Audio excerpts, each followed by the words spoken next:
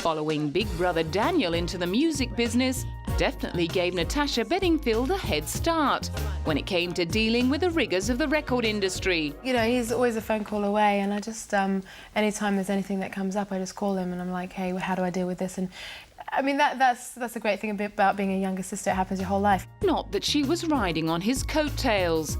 After growing up singing in Christian pop groups, she landed her own record deal, and her first solo release single went straight to number 3 in the UK charts, paving the way for her debut album Unwritten, which sold 2.5 million copies across the world and earned her a Grammy nomination.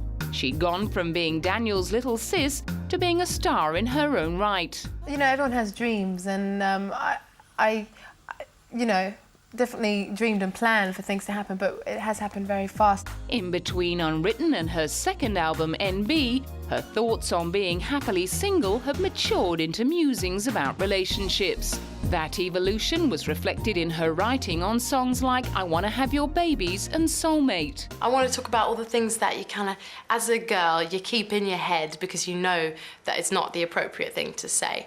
And but you're still thinking it. I mean, if you meet a guy that you like, most girls, when they're talking with their girlfriends later on, they'll be, you know, thinking of what does his name sound like after mine, or would our kids inherit his blue eyes?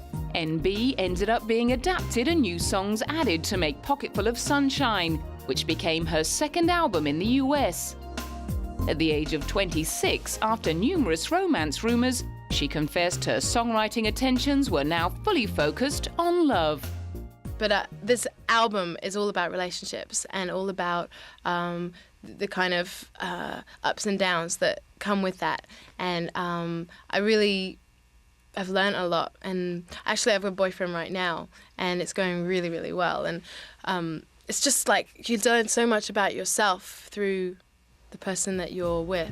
By October 2008, she'd learned enough about herself to know that she wanted to marry Californian businessman and filmmaker Matt Robinson. And I'm just kind of reveling in the excitement of being newly engaged. I keep flashing my ring around all the time, and I've never been engaged before, and I'll never be engaged again. You know, I'm a big believer in like marriages forever, and it's very exciting.